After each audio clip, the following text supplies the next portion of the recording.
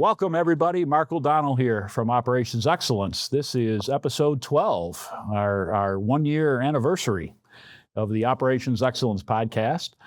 And today we have a special treat. I have brought back guests that have all been on the podcast previously, and today we're bringing them all together on a panel, and we are going to talk about a very interesting question that Mr. Adam Feck, who is sitting to my right, was part of a podcast last month that we talked about, which is, are you ready? Are you ready for the growth opportunities that will be coming your way as a local small to mid-sized business here in upstate New York? So with that, I would like to introduce, or hopefully reintroduce, all of the gentlemen on our panel. So first off, and this is not in order of necessary importance, although I'm starting with Matt because this is his place. So Matt, thank you for your hosting as always, and thank you for everything that you do. Matt Masur is founder of Growth Mode Technologies and Clickstream Studios. Matt, welcome. Thank you. And we have Mark Roberts, Executive Vice President and co-owner of Staff Leasing. Thanks for being here. Glad to be here. Thanks. And to my right, we have Mr. Adam Feck back from just last month, who is a fractional CRO, growth officer, sales strategy, and member of the Strategic Executive Alliance. Welcome. Thank you. And we have Mr. Steve Thompson, founder and president of Integrity Cost Consulting. Steve, good to see you again, my friend. Great to see you. And remotely, we have my good friend Davine Bay, who is founder of DKON Consulting Group. Davine, welcome. Thank you. Welcome. Good to have you all back.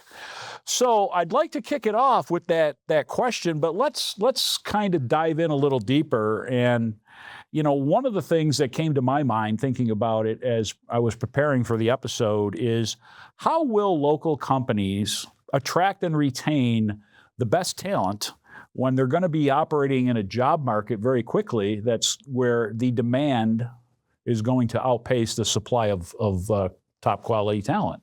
So I don't know who wants to take that first. Mark, let's jump to you. Oh my gosh. Well, thank you very much for that one.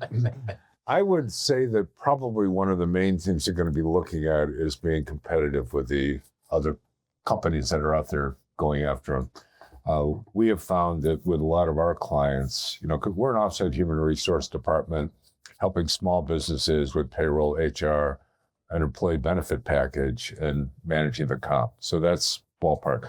We've been in business now for 37 years. And we've seen a lot of change take place with companies that are looking at growing their business and how they go about it. And one of the things is the benefit package and being competitive and also communication. The attitude starts at the top. And I think that's something that you are very involved in doing and helping that, you know, making sure that they're trained, communication. It's funny, I've had a couple of different people that have said, that, oh, I don't want a handbook, it's too controlling. It's like, well, a handbook actually is a better thing. It gives you more control, but at the same time, you're communicating with the people as far as what's expected. Right. Job performance, meeting with them frequently. So a lot of it is the core attitude that goes along with that. And benefits, I think, would be key. So what I hear you saying is, from your perspective, benefits and culture, right? Which is certainly something that I delve into. Are we done? I believe in the KISS. I believe in the KISS approach, right? Because, you know, being an engineer by undergrad, I can. Too much. No. Get it. Mark, I would never say that. I would never say. Oh, I'm kidding. But you know, the benefits, obviously you have to be competitive. And I think that's one of the great things that Staff Leasing brings to the party, so to speak, is you can help those small companies really be competitive on a benefits package where they might otherwise struggle.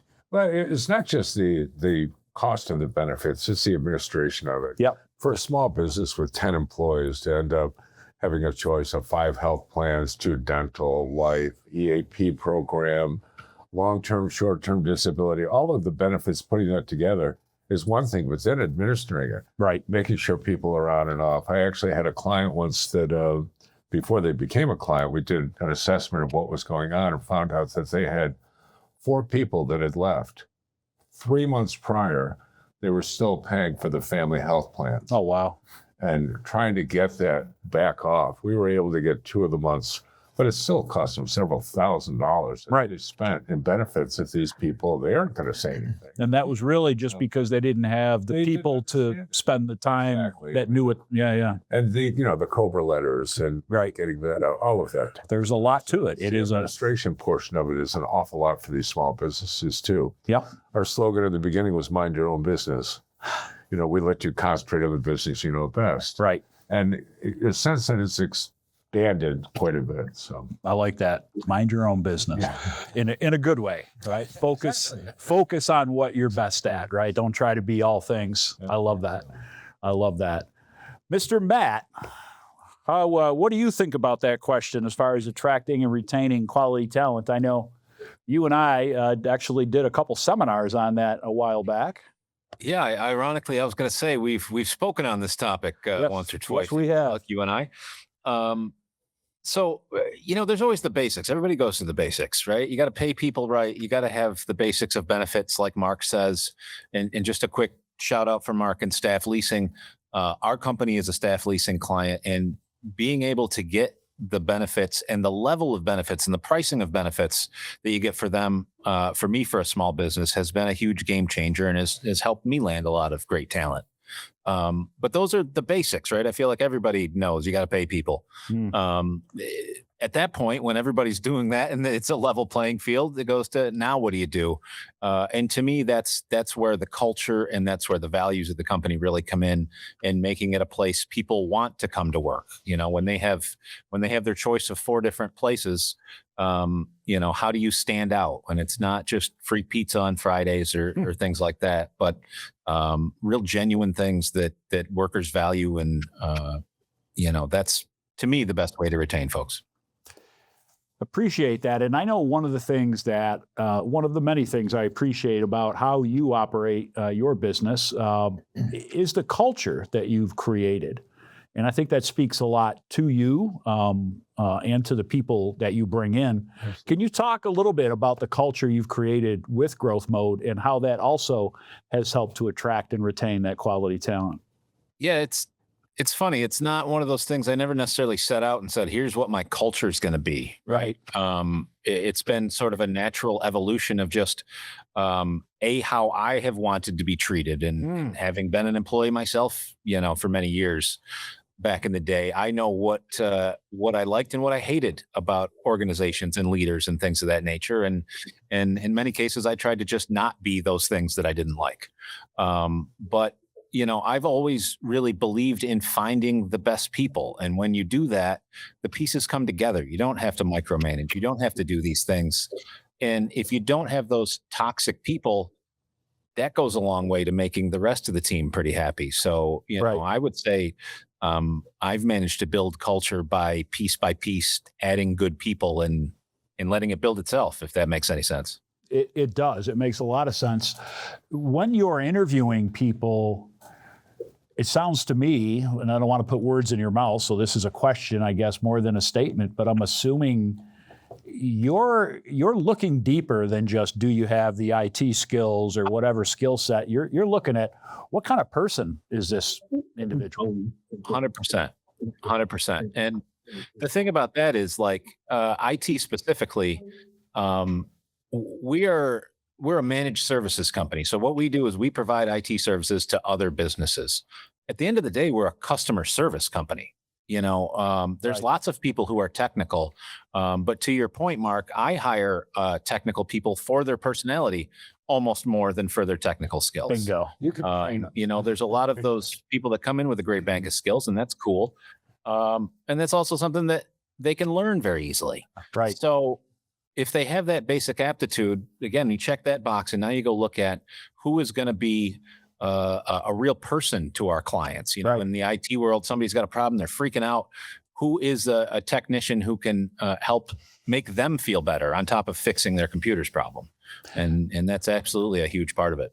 So it sounds to me like your focus is even probably more so on personality and finding the kind of person that's going to represent you the way you want to be represented to your clients, and be able to have that kind of human interaction with the clients, And as long as you said the word aptitude, as long as they had the aptitude, I can pretty much teach them the technical side if I need to. And as you had said at one point too, Matt, that, if you've got a toxic person, highly recommend get rid of that person quickly. Right. Don't let them hang, because that one bad apple can really affect the entire staff. Yeah, no doubt. And I think all of us here it's not our first rodeo. Certainly. You and I talked before about how you learn more from a bad boss or a bad job than you do from a good one. Absolutely. Right. And Matt just said it too. And I think that's a great point. Like, how do I want to be treated?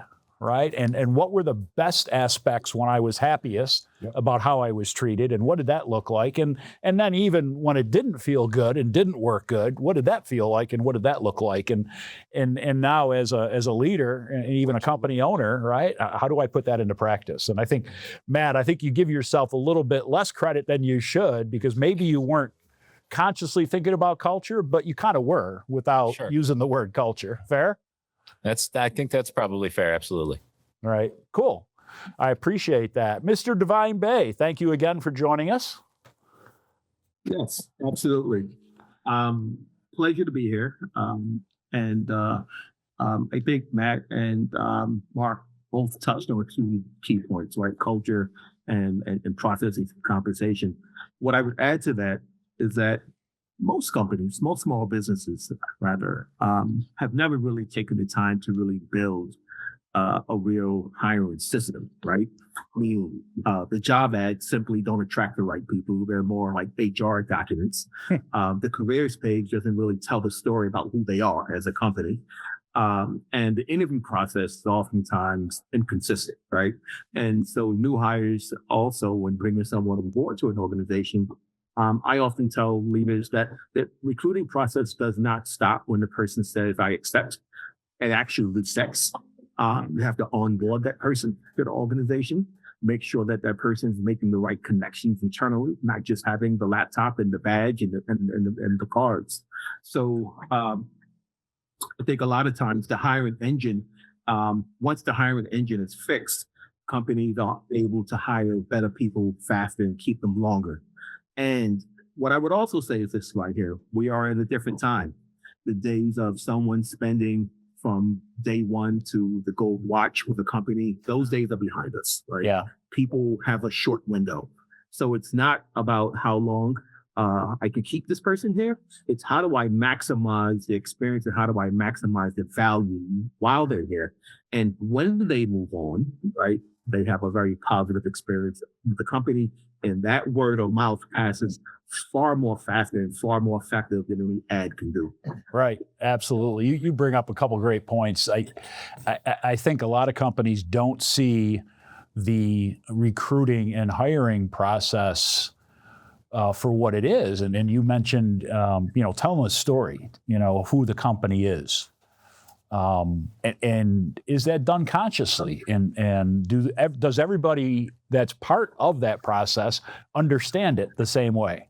And are they approaching it the same way? Is there continuity, right, to that discussion? That's a big thing. And I'm going to tell you, most of the organizations I've been a part of did it somewhat well, but when you put it in the context of what you just said, not so much.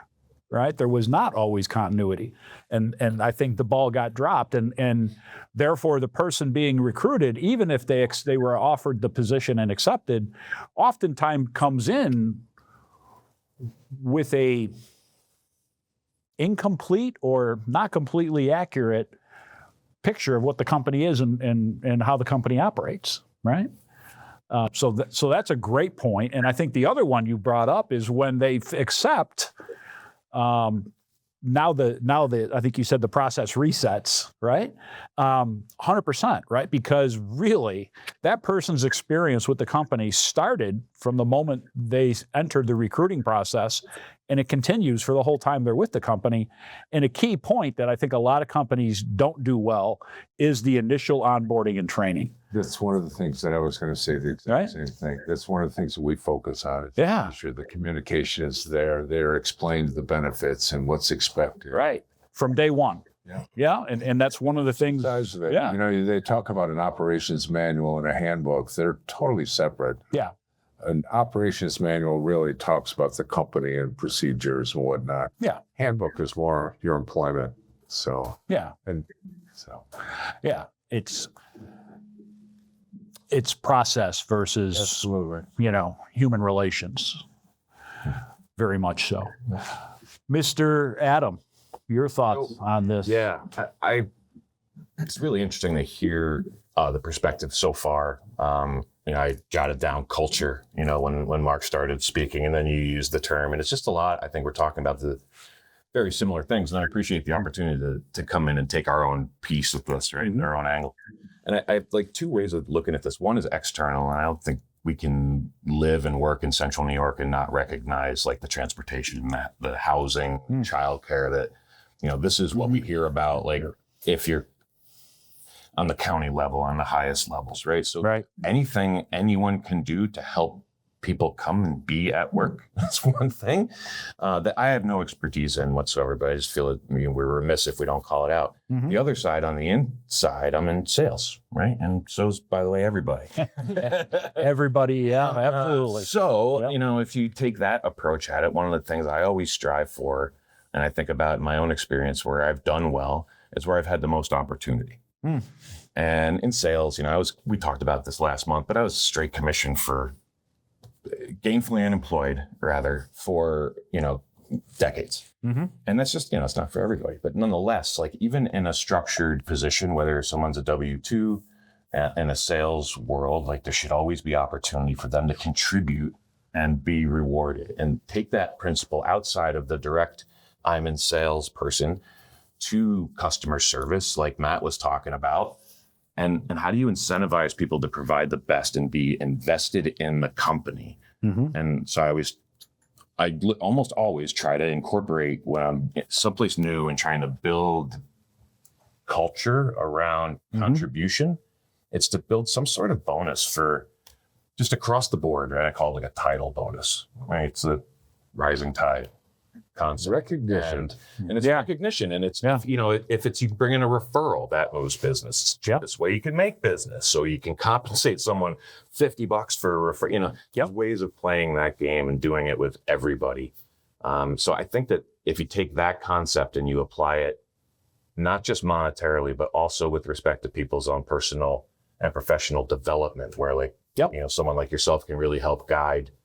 Some people might not be at all turned on by the opportunity to make an extra $50 a month, but being able to have a mentor or a class or help them get to this path that is outlined in the handbook and in the, to the communication, they know what their path can be. In a word, it's opportunity. Right. Yeah. You bring up a bunch of things, right? Everything you talk to goes to culture. Right? Because culture is kind of that all-inclusive, how it feels to work with, work for, and connect with an organization. How does it feel to be part of that or deal with them? And when I and certainly to the compensation part, right? Which, right? If people have an opportunity to share in the financial success of the organization, right? They're going to have more of a vested interest, right? Some of that goes to goal alignment, which is a big thing I'll talk a little bit more about later. You and I have talked about that extensively, but right, if you really want an organization where everybody's bought in, all right, you need goal alignment. And to put it simply, it goes back, and I'm going to paraphrase, I believe it's Dwight Eisenhower that said, true leadership is the art of getting other people to do what you want them to do because they want to do it. Right? Not because I told you so, not because that's your job, not because I'm paying you to do it, but because you see how the completion of that task and the success of the organization ties to your goals, your personal goals, dreams, aspirations, right? And this also goes to development, right? Most human beings, right? It goes to the hierarchy of needs. Most people want to be part of something bigger than themselves. There's a human need for that. And most people, especially younger people, but people at all point in their careers, want to see the opportunity for personal and professional development, right? Do you care enough about me to invest in me? Right. And I use the example of being promoted in my early 30s, right? One Friday I was an engineer, and Monday I was an engineering manager. All right. And they literally gave me the HR policies and gave me a 1-hour crash course in those and shook my hand and said, good luck. Right. Which we all laugh, but I think we can all relate to that. Like, I think we all probably had some version of that experience, right? Because we're all close to the same age group here. So it's really about how you provide that development and help people be ready for the next step in their career, whether it's with you or with somebody else. And I think Davine touched on, the real world today is most people aren't going to go work someplace 30 or 40 years. That's just not the way the world works today anymore. And you want to hire somebody better than you. Yeah. Without a doubt. You want people that are smarter than you in that specific area. It's very easy for me. He was talking about that earlier. That's well played. Well, that was well played, Steve. That's why he brought me in. So having played that so well, let's segue to Mr. Steve Thompson.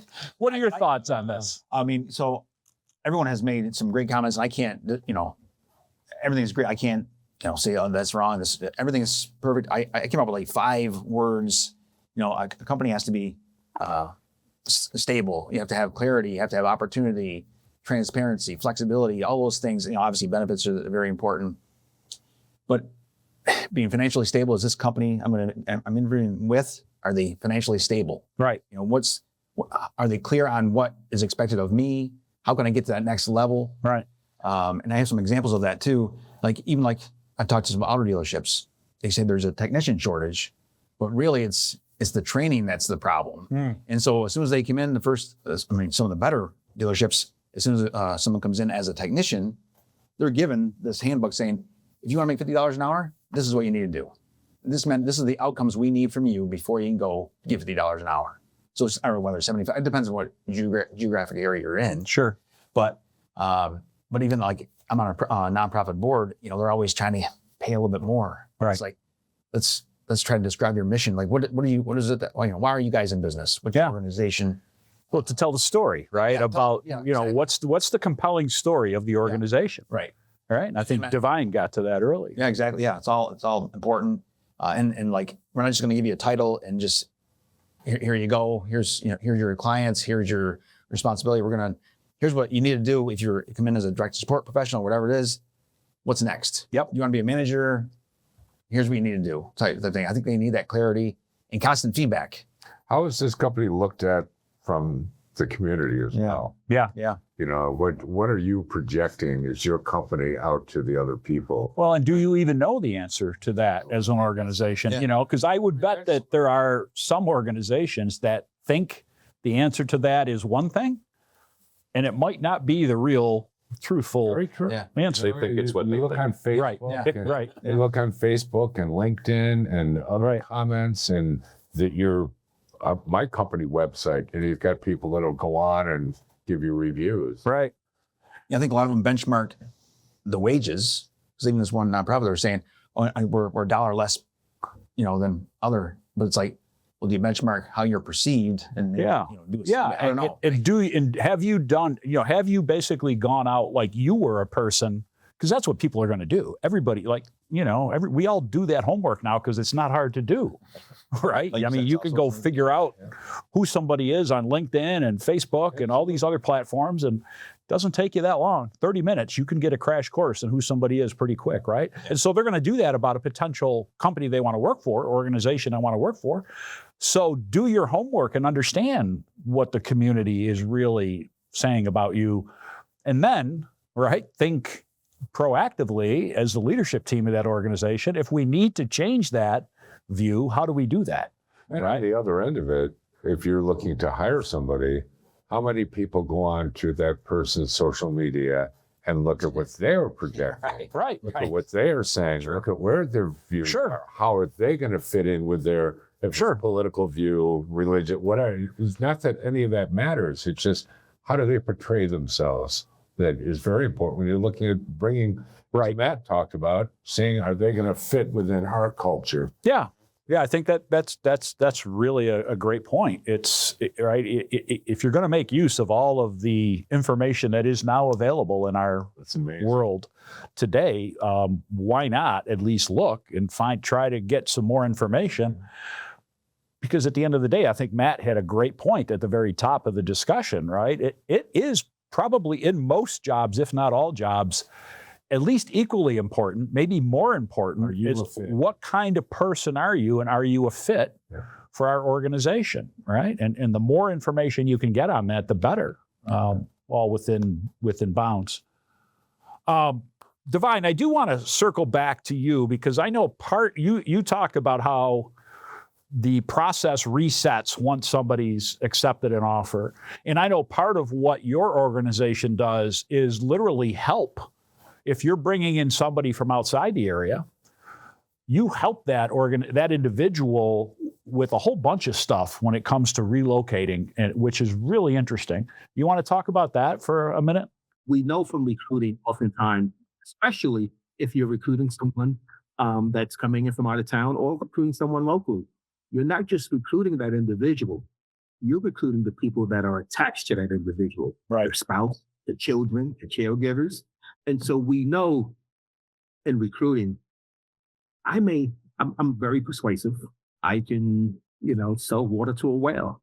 But that person then has to go back and sell that opportunity to the child, Right. to the spouse, right, to the caregiver, and bring them to a new job. And they're going to have questions. What are the benefits like?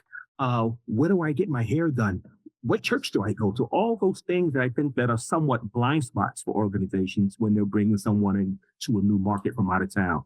They're not, when they leave the workplace, they have to live in the community. Right. And so we figured out there's an opportunity there to kind of fill in that gap and to help better acclimate new hires into the community by helping out with maybe potential short-term housing, connecting them to various schools, maybe they're out with special needs, realtors, restaurants, and maybe they're golfers or they have various interests. All the things that will help that individual and the individuals that are attached to the person that's being recruited fully acclimate into the new, not only the new role, but also the new environment. Because we know that, and we're among guys here, if we're recruiting and wife's not happy with the new environment, guess what? That may be a short-term. No happy life, right? Yeah. If you're recruiting more locally, like let's say it is somebody from the area or generally, greater upstate New York, maybe they're coming in from Western New York and they're going to relocate to so maybe it's not a big move. But even if it's people that aren't necessarily going to move if they're local, right? You still are hiring that person's family to some extent, right? Because they're going to become part of your organization, right? Whether it's the extended functions and so forth that go on for the organization. So what kind of an effort are you making to connect with them, right? And bring them in, understanding, because I think Davine makes a great point. Like the reality of life is, right, this person's with us 8 or 10 hours a day, and the rest of their life, they're with their family. And so how can we help them to make sure that transition to working here is good for their family as well as them as an individual, I think. And I think that's a great point, Other thoughts on that from the rest of you gents? And Mark, one thing Yep. I want to add, one of the organizations that I worked for early when in their recruiting company, they did something very unique. And that was whenever someone was promoted, Yep. they sent flowers home to the spouse. Huh. And the message was, we want to thank you for supporting and for being a supportive spouse because your person helped us grow. And we want to reward them. We want to thank you for that. That goes so, let me tell you, when I got promoted, I didn't have a spouse at that time. And I got flowers. I gave the flowers to my mom. Don't you know, 15, 20 years later, my mom still remembered the flowers that she received from that company. Yeah. I really appreciate you saying that. I forget what book it was, but I was reading a book not too long ago, of course, a leadership book, which I'm always dabbling in reading, but it was a CEO and it was a big corporation. And the woman who was the CEO took the time to write a thank you note to the spouses of all of her direct reports. Wow. It was a personal note, and it blew these people. Like some of these spouses were moved to tears because they had never been recognized like that before. Because guess what? It's a great point he makes. Our spouses are sharing us with that organization, and sometimes, we're putting a little more attention on the organization than we are, right, on the spouse, and it's a sacrifice sometimes, right, especially at the higher levels of an organization. And I remember reading that passage, and it just, the first time I'd ever seen or heard about that, I was like, wow, that is what forethought this CEO had, right? I mean, talk about creating a culture. And that wasn't the only thing she did like this, but that was just the one thing that comes to the top of my mind. And it's like, those people and their families would have walked through a wall for that organization. They're going to be great brand ambassadors, right? For new hires. Because they felt appreciated, right? They felt seen, they felt recognized, all the things we're talking about. And it goes to, the greater term of culture, right? And sometimes that term gets so misused or overused. But, think about that simple act. Now, it took that CEO some time that she devoted to write those notes, but in the grand scheme of things, how much time? I don't know if she's got 6-8 reports, right? I mean, really. But that investment, right, really paid off, right? I mean, that's just such a cool thing, and I think it goes right to what Davine was talking about. And I want to add one other thing. So, I was talking to someone again in the auto dealership world. ESOPs, like Adam was talking about incentives, and I know it's not easy to start. You can't just start off, right, ESOP, but I think having that. The culture there is just automatically ingrained in you. It's like, we're all owners. Yeah. Their title, they don't have titles. When they go to events, it just says employee owner. Yeah. Or something like that. Or owner, company owner, something like that.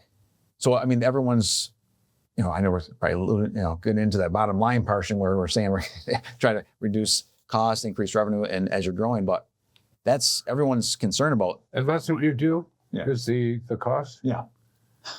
Why don't you explain a little bit? It's been almost a year since you were on the podcast. Why don't you explain a little bit about what you do? More gray hair now, or less hair? No, you hide it well. You hide it well. You have hair. How's that? So I have mine in the middle. In this group, that makes you in the minority. Okay. Yeah. So I actually want to mention something you said, Mark, because you said, talk about benefits administration. You're paying for two people that left the company. So that's kind of what we see a lot of times on the cost side. Basically, we do cost verification, profit recovery. We're looking at your invoices, making sure you're being charged accurately, paying for only what you need and what you use, and paying the least amount possible for whatever. Mm-hmm. And so we kind of see the same thing where we're paying for services that they don't need, right, or are not using, whether it's a phone line or, you're getting paid. I had one client that had multiple locations, and they were getting charged for waste pickup down in southern part of the state. The location has been closed for 2 years.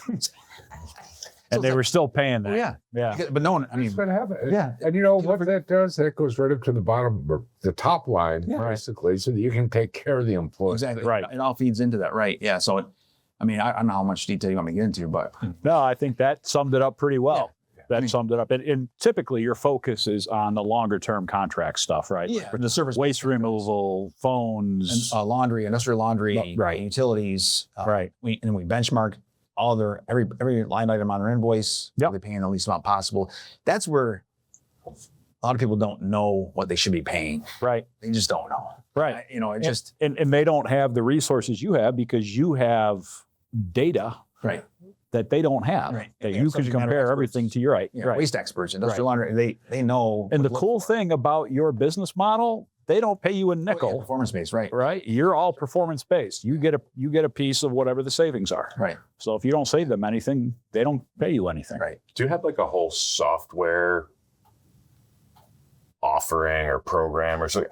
Where I'm coming from with this, Steve, is like, I have to have a CRM, of course. I have to have one of these and one of those. And the other thing, all of a sudden, and subscription fatigue is a real. Yeah. So we don't. So like. Yeah, we have our how own do you address software that we do the monitoring. No, as you're like reviewing other people's bills and stuff like that. As far as subscription models? Yeah. They're paying for too many subscriptions? Yeah. Are you, this is for 50 people, you only have 2? This kind of stuff? Yeah. If it falls in that category, but typically it doesn't because it's, it's waste, industrial laundry, I mean, it could fall on the phone. Yeah, Is that right? that's what makes Yeah. me think of it. It's Right. stuff Yeah. that So sells and yeah. stuff like Right. that. Yeah. Exactly. Yeah. More cost efficiency. Because I just see that stuff it just slips through the cracks. Oh yeah, But yeah. And software, that's where he comes in big. That's a great segue, Mr. Matt, to what you do, and talk a little bit about what you see as you walk in to existing companies that have somebody else or are trying to do it themselves with IT services. Yeah, I see the gamut of things, and a lot of waste in not necessarily products that they don't need in terms of IT and things like that.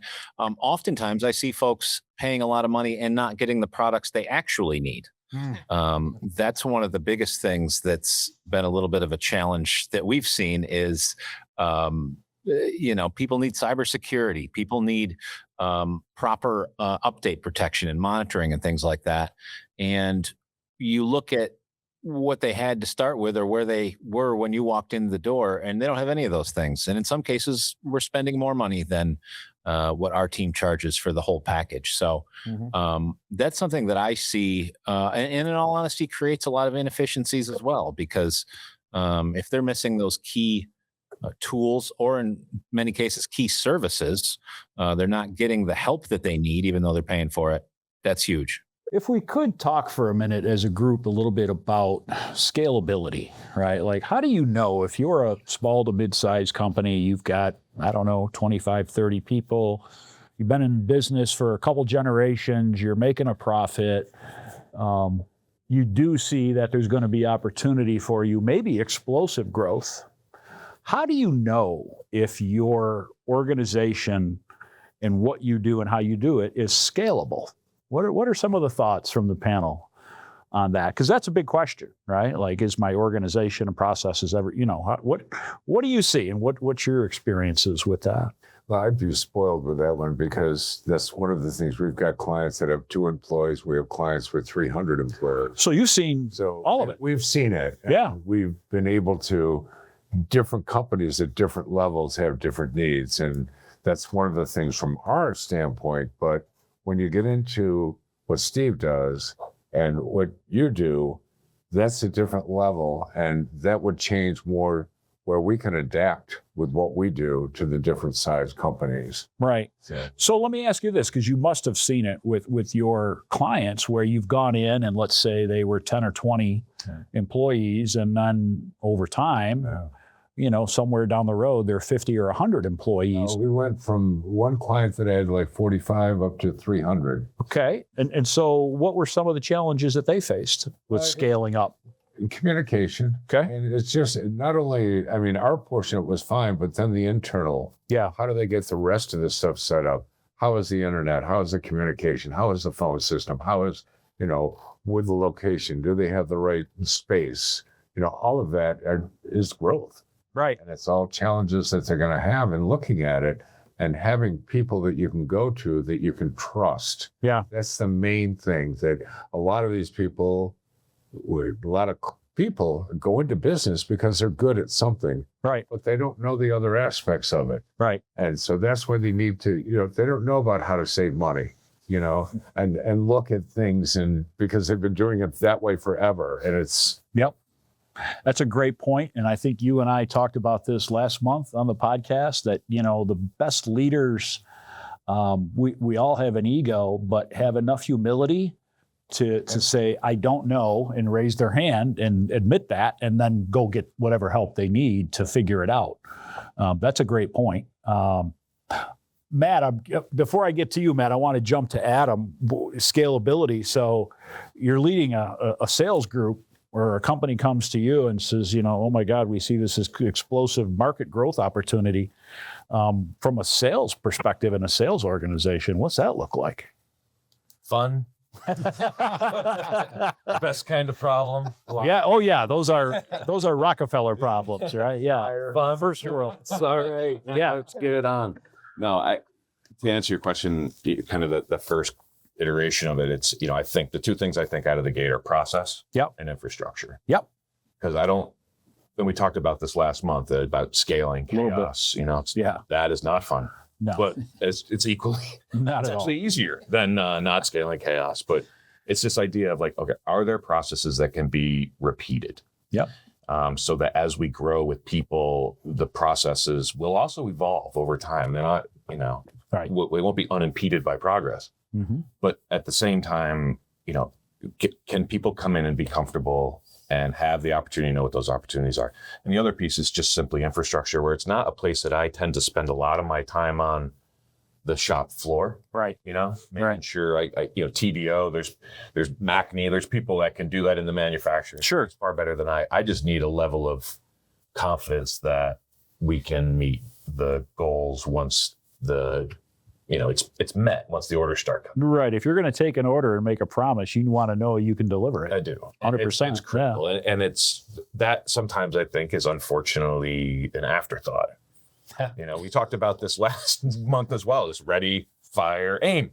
It's like, and I will say, having gone through this, like we saw, and I'm not going to use any company names, but a place that I worked saw over the span of 4 to 5 years about 400% growth in top line revenue. And now you get in, and this was a pretty complex business. Turnover. Yeah. Well, here's the deal, right? This is the chicken or the eggs, old story, because, right, it was a technical business. You needed engineers and project managers. So I'm talking people that were technical and knew the business. And yet, right, how fast can I hire them? Do I have to have the sales in hand? Or are you going to allow me to hire them and train them up so that when I get the sale, I can live up to the promise? Right. And unfortunately, it wasn't always the latter. Yeah. And so we got into this push-pull syndrome, right? And that's an issue, right? Because the truth is, if you really believe, okay, next year we're going to target this revenue number that's 50 or 100% higher than what we are today, how are you going to deliver on that? To your point, I think that is so essential. And guess what? If you have technical roles in the company, I don't care if you hire an experienced engineer, they're not plug and play. They come in the door, they have to learn your systems, your software, how you operate, right? And oh, by the way, I'm also taking an experienced person in that function who is now less productive because they're training you. Right? So if I don't figure all that into my planning and plan and act appropriately, it is chaos. And the sales can't wait for that to happen. So no matter what, to your point about the push-pull, that's always going to exist. Sure. And that, to me, gets back to the culture where, like, if you don't have the communication between leadership and sales in that regard, you can just, if your people on the street aren't some of your most bought-in people, you're going to have a problem. Right. And if your people on the street, your frontline salespeople, aren't plugged in to what's really capable of being delivered, right? That they're not connected to the operation side. Yes. You've got to disconnect. And oh, by the way, at that point, you start promising stuff you can't deliver. Now you've got unhappy customers. Now you've just shot yourself in the foot. So true. And I had one person say to me years and years and years ago that the difference between sales and operations is fantasy and reality. Being an old ops guy, I love that. I vote for that. Yeah. That's great. I mean, it's like sales, now they're saying, oh, we can do this. Yeah, we can do anything. And you go back and go, oh my God, now we got to do this. Although I did have an engineer once say to a senior VP in my presence that there was some colorful language that preceded it, but then he said, yeah, basically we can do anything you want. If you write a big enough check, we'll even put toothpaste back in the tube for you, but you better have enough money, right? So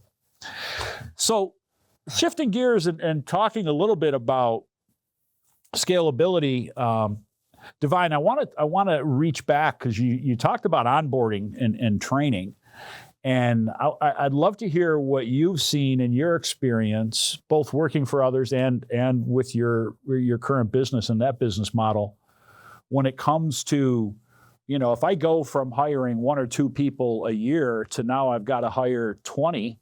What's my ability to train and onboard those people with the same level of precision and care? Yeah, that's a really great question. I've seen a lot of that. Most recently with a client we had a few years ago who, a very profitable local business, And when they started out, they were kind of hiring family and friends, right? Folks they went to college with, became the chief operating officer, and it was like a small team.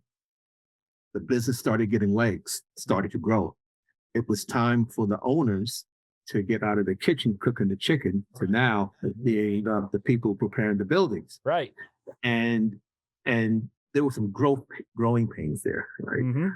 And those growing pains were centered around because now you're bringing in new people who don't have that tacit knowledge of the organization. It's humble beginnings. These people are coming from outside. They're coming with different experiences and with different sets of expectations. And what we started to see with this organization was that because people were being not properly onboarded, there was a lot of miscommunication going on within the organization. And that miscommunication became a direct link to some of the retention problems that they were having, which is why we got on board. So I think, I've seen the gamut around organizations. I think that organizations have to really think about the onboarding process and the recruiting process as a continuum, and think about what I call the life cycle of an employee, from the time they come into the organization, from the time they're there, how they're developed, to the time they leave your organization. And you raised at the point, the onboarding process is really critical. I also just want to circle back to one other thing that you mentioned, that the group's talking about. We talked about 3 C's: compensation, culture, and I would add in communication. Yeah. It's very important to communicate and be as transparent with people in the organization. People are smart or savvy. If you offer a bonus structure, what is the bonus structure? Yeah. That should not be a black hole. Yeah. For people to try and put Define it clearly. Let's put it out. Yeah.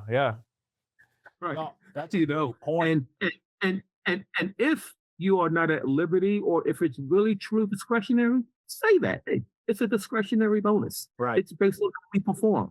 People can accept that. Right. But not say nothing about it, leaving it out there for people to start. Yeah. You don't want that. Yeah. Nature abhors a vacuum, right? I mean, you cannot have situations like that.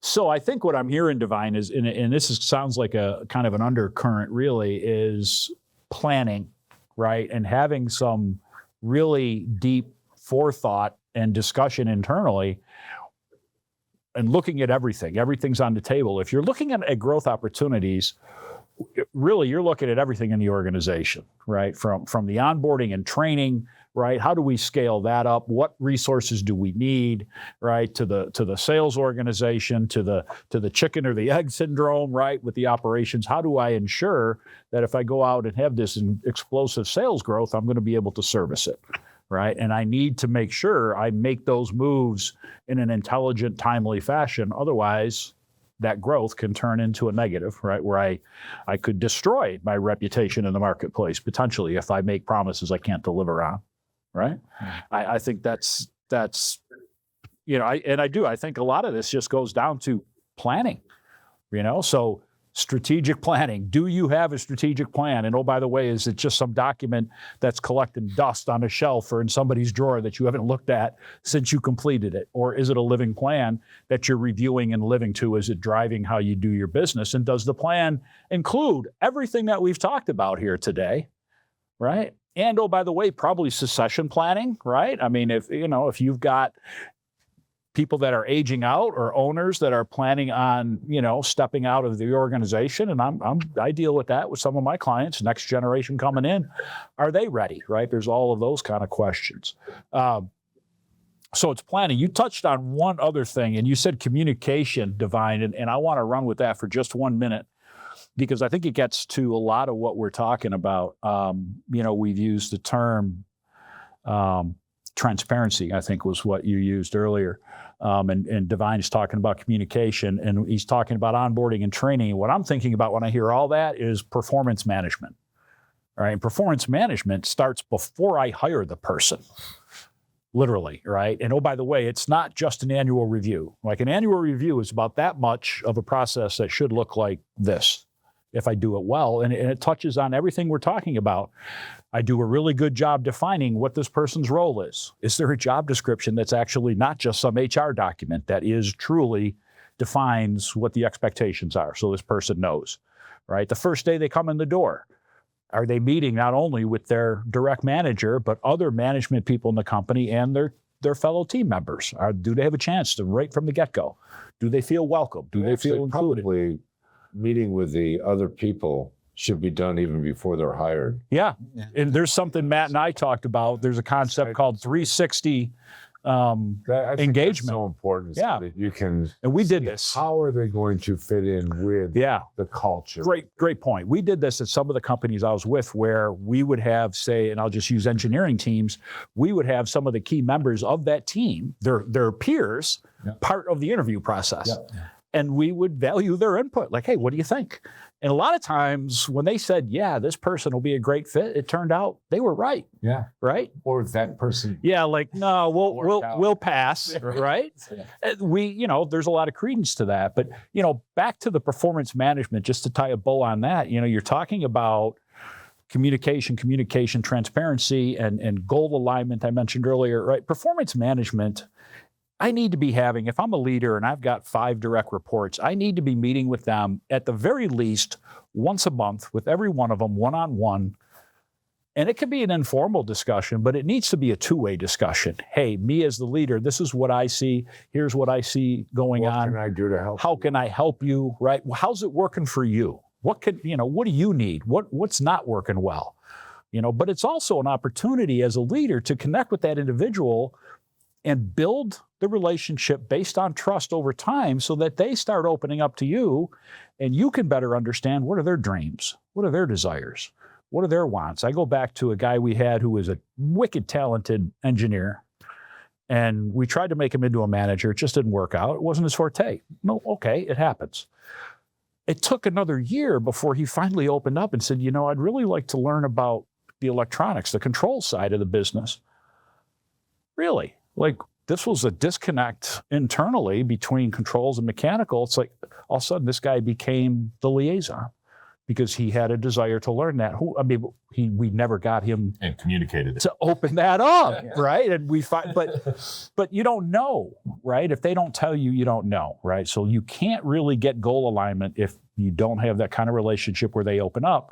But the other side of it, if you're doing those communications, those regular one-on-ones, by the time I get to the performance review, that annual performance review, it's not a big deal. Surprise, yeah. There's no surprises, and it shouldn't be. And what happens in most organizations now, I see it now with some clients because they're actually doing some of the year-end reviews, and there's all this angst, right, in the organization, on both sides, on the managers and the team members, because they don't know what to expect. One of the things that I've learned over the years is that when you're going to be doing a performance review, give it to the person you're going to be reviewing and have them review themselves prior so that you can get that feedback and look at it and see where they think that they are, where they think they need improvement. But that's stuff that you really should know prior to even going. It shouldn't be a surprise, right? If you're having those kind of conversations. And that piece of a system, there are systems that do that, that I've been a part of, and I'm a couple companies I'm working with now that do that actually, the employee, the team member goes online and completes the review. Yeah. And then the manager goes online, can see that, and but it becomes part of the discussion. Correct. But back to the point, even if you're using a tool like that, none of that should be a surprise. Exactly. Right? Like, we should have hashed this out over the course of the year, and there could be disagreements on viewpoints or opinions, but hopefully that's been hashed out. I found that a lot of times they will put themselves less than what you think they are, in a lot of cases. So I had a boss that I want to say he sandbagged me because he literally had me fill out my reviews. The only time I've ever done this when I was working for somebody else, and he never changed it. Very rarely, I shouldn't say never, and I always because he would read it, and he's like, yeah, come on, no, that's not, no. Like, he thought, I was harder on me than he would. That's exactly right, to your point. And exactly. And I was like, come on, man, you're sandbagging me here. So Matthew, when we talk about scaling, I'd love to hear the technical perspective when you're talking, IT, because that's got to get interesting if you have significant growth over a short period of time. Yeah, it absolutely can. It starts out with a good IT team, right? And one of the things that we do every time we go into an organization, it seems like all of them are looking for some real concise procedures on onboarding and offboarding. What to do specifically when a new employee is hired and how do they get going.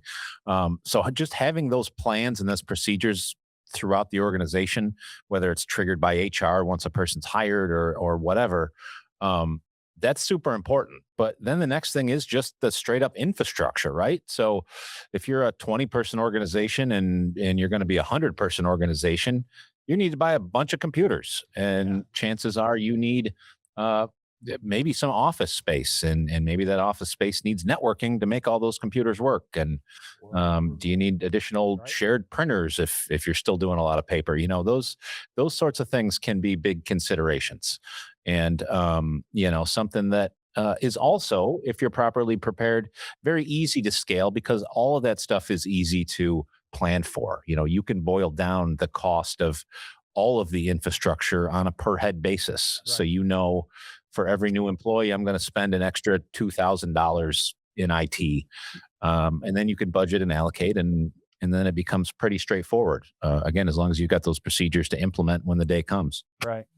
Mark, I don't know if you heard him, but Mark Roberts mentioned remote. And so let's say, in your example, they're going from 20 to 100 employees in the course of a few years. Let's say half of those are going to be remote. What kind of curveballs does that throw the tech side of business? There's different pros and cons, I guess. One is you don't have that infrastructure piece that I was just talking about. You don't have to worry about wiring an office space. You do typically, some companies will have folks use their own equipment. It's not something I would recommend, though. Right. So you do typically have that at least laptop device, right? And that's something that we in just about every IT company like us is dealing with as well, where in many cases we have a good program where we ship out a laptop, and in many cases it's more than a laptop. Sometimes it's a couple screens and a whole kind of office setup, depending on the company and what they want to provide. But again, it's a matter of just kind of knowing what is involved in that. In that case, if you're shipping things out, there's a little bit more of technical prep, obviously, and a little more technical support when it comes to onboarding folks. But it's something you see very common. And I'll tell you one thing that's kind of neat. We've seen some companies that are toying with this a little bit. And from an IT perspective, I don't know if I completely love it, but they basically have a few preset models and let remote employees pick their own new equipment. And it comes to them direct from Amazon or Apple or something like that. They have some standards and they just say, grab this. That can very much help with the logistics part of everything I'm talking about, but you do still have that configuration support, all those pieces that are there no matter what. Yeah. Yeah. So, I would guess in that case, the IT people are going to do some configuration remotely once that PC shows up. Yes, sir. Absolutely. One of the things that also with remote, that with a lot of the companies that are ending up going into multiple states. Yeah. And when you leave and go into another state, you've got to be looking at a lot of different aspects of what's going on there. What are the tax laws? Are you prepared for payroll? What about workers' comp? Will the benefits cover those people? How is the communication going to take place in the IT along? And employment laws are different. Well, exactly. Right. So that you've got to make sure that all that structure is there depending on what state they're going in. That's a great point. So you could have a local company that's never had somebody that was out of state, and all of a sudden when they're expanding and hiring remotely, now they've got 4 or 5 people and all in different states. Yeah, I've got a client that we just signed up for the first of the year with 25 employees, with 18 of them locally here, and the other portion of them are in 4 different states. Yeah. So it's a matter of making sure that, they're going to have their communication, and we take care of all the onboarding with that and communication, everything else with it. So. And I would go ahead. No, I'm sorry. No. Yeah, sometimes scalability is acquiring another company was in a different state, right? So it's like, how do you do that? Yeah. which is a whole nother set of issues, right? And I think that's a great point, right? That is one path to growth, right? Organic growth or go and acquire. And getting good people, sometimes it's going to take somebody that's out of state, to work. Yeah, I just love it. And I think this is a great segue. I mean, one of the great things that your organization does is for these smaller, mid-sized companies that don't have this whole HR department to manage all of these things, because there's a lot of stuff there, some of it legal, right? And certainly a financial impact that if you already had the example, that if it's not handled well, can cost you money, right? When we started the company back in 1989, it was marketed as payroll comp benefits, payroll comp benefits, Right. payroll comp benefits. Now it's HR, payroll comp benefits, Right. HR, because there's so many new laws and everything else. And they're regularly And changing. it just changes all the time. And then Right. you go to different states, and we've expanded as well, Right, making sure of that. right. Actually, you and I were talking about this 2 weeks ago whenever we met for coffee, where we're talking about HR department. Sometimes the CFO is also the HR director Oh, absolutely. because they're so small. And we know a few cases like that, right? Where they change hats and That's a Well, difficult. you've got different people with it. Well, this person understands the benefits, so they're going to be our benefits manager. Yeah. Well, she's been doing the payroll for a while, but yeah, so it's split up amongst different people Yeah. where we can come in, and then also if they have turnover, if somebody leaves with us handling it, Yeah. ends up being an easier bridge. it's clean. Yeah, and you've got it all covered. So we could talk for probably another hour, but I don't want to bore people.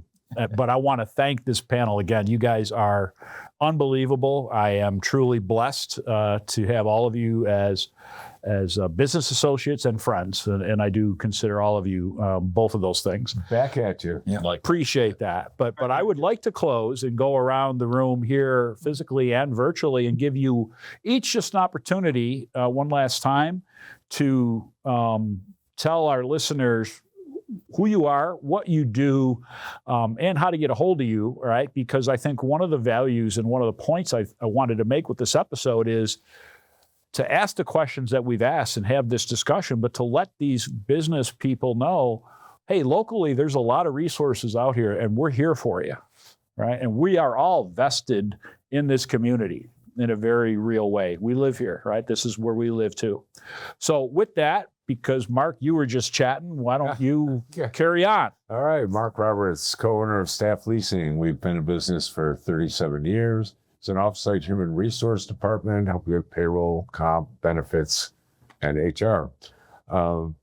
One of the things that I want to stress is in meeting with people, there's been several people that I've met with that said, you know what, this isn't the right fit for you right now, which is important. I mean, and recommending, it's like, going shopping and somebody tells you to go to Macy's instead of, but it's important to be able to be honest and upfront and help businesses. And that's what we really pride ourselves on, is the ability to help small, medium-sized businesses grow, communicate, learn, have somebody that they can trust puts this together. And if you want to reach out to me, my cell is 315-430-3217 or mark@staffleasing-peo.com. Thank you, Mark. And by the way, quite a pleasure to play golf with. So Thanks. Steve. Yeah, so Steve Thompson, owner and founder of Integrity Cost Consulting.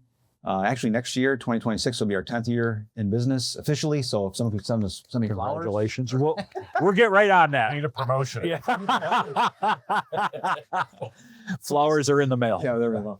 We're a performance-based cost verification and profit recovery firm.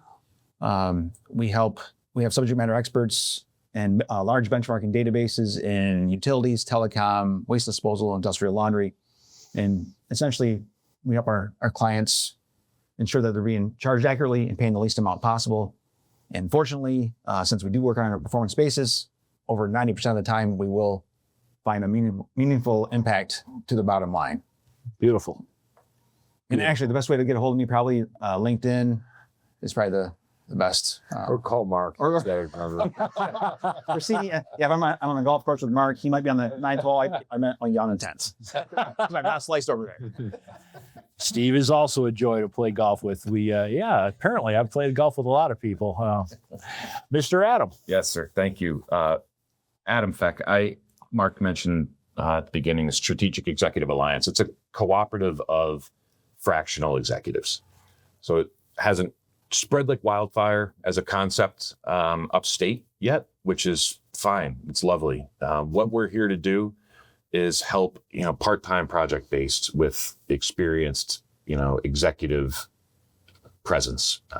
It's really the easiest way of saying it. The cooperative has everything from CFO to myself to marketing to bookkeeping and on and on and on. And our whole goal is to just be the resource or a resource that companies like we're talking about that are ready to scale, maybe they don't have or can't yet afford somebody in one of these positions. This is a bridge to help them get there.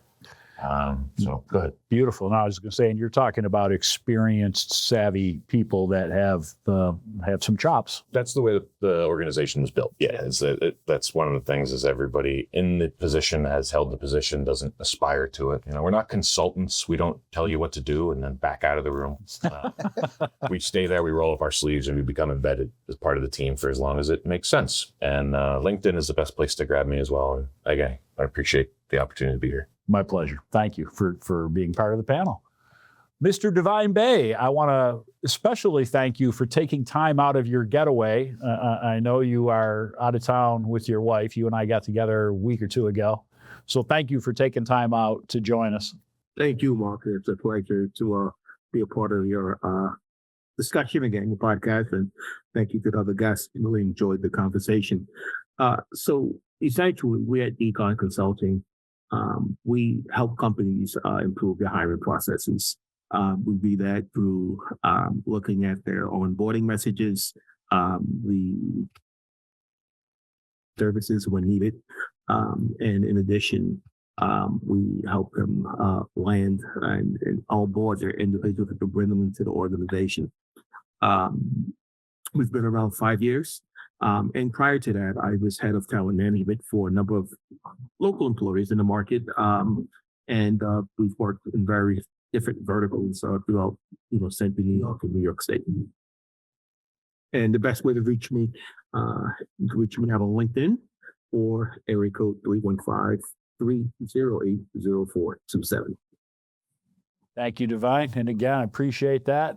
And last but never least, my good buddy, Matt Masur. Matt, thank you so much for all that you do. Thank you for approaching me back, I guess it was probably October, November last year, and said, hey, I got this idea. And here we sit 12 episodes into the podcast. So thank you for all that. I'll turn it over to you. Yeah, absolutely. Thank you, Mark. So just a real quick overview on me, Matt Masur. I'm the founder. The company's official name is Growth Mode Technologies, but that's really a name that a lot of people don't even pay attention to anymore because we really have two main divisions, two main brands that we go out into the world with. The first is your local IT department, where we are a B2B, what's called an MSP or managed services provider. So we act as another company's IT department. And the other side of our world here is something called Clickstream Studios. So that's exactly what Mark's talking about, what we started with him about a year ago. We launched that about a year ago. And the idea there is content creation and digital marketing and things of this nature. And one of the reasons that we do these things is because these worlds really do come together. It's all based on using technology to grow businesses. And we are very uniquely positioned in that we have that strong IT technical background combined with that strong digital marketing background. So we can do things that nobody else can do in terms of taking your marketing campaigns and integrating them directly in your software, your business phone system, your day-to-day operations that normally you need even extra consultants you have to pay to make all these pieces come together. We try to make it a very smooth package to help businesses grow. That's our ultimate goal. Find out more about all that stuff. growthmodetech.com is the best homepage for everything that I do. Beautiful. Now, I know Mark said last but not least, but I think you should do last and not the least. Oh, well, I appreciate A that. little bit about you. Oh, well, shoot, if you don't know me by now, you haven't been paying attention. Yeah, Mark O'Donnell, founder, owner of Operations Excellence. I've been in business now 4 years, actually, 4-year anniversary, go figure.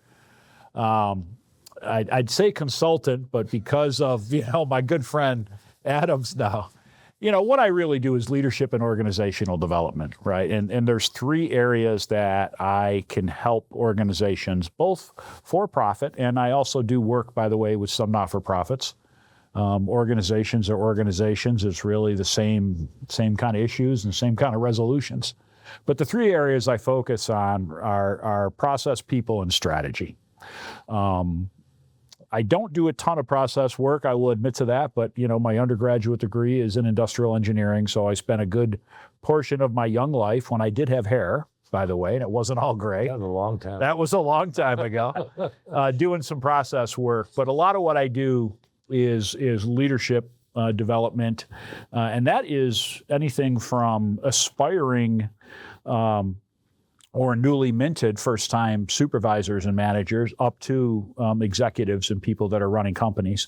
Do group development, do one-on-one coaching. I am a certified business coach, which is pretty cool. I love what I do. I don't feel like I'm working when I'm working. Do a lot of work with companies currently this time of year with strategic planning and really, what I do there is I'm a facilitator. I have a proven process that works. It's not new to me, right? I think a lot of companies would understand the process once I explain it to them. But I think the real value I bring to those folks is as a facilitator, and my role is asking the questions, is teasing out, right, and asking the next question and the next question. And it's a lot of fun. Like I said, it doesn't feel, I was working locally here with a not-for-profit, and it's just been eye-opening. They're actually an ambulance service here, one of the bigger ones in the county. What they do and the struggles. But, at the end of the day, we're still talking about developing people. You have demand. How are you going to meet that demand? You have facilities, you have processes, et cetera, et cetera. They're looking at growth, which is what we've been talking about today. So yeah, that's what I do. And you can get a hold of me at mark@operationsexcellence.com, and that is excellence without the E. We're going to put up everybody's contact information, by the way, at the end of the episode. So you can have that if you didn't jot it down while you were watching or listening. So I'd like to wrap it up and thank you once again to all of our guests, and we'll see you next time in the new year. Thanks. Thank you. Thank you. Thanks.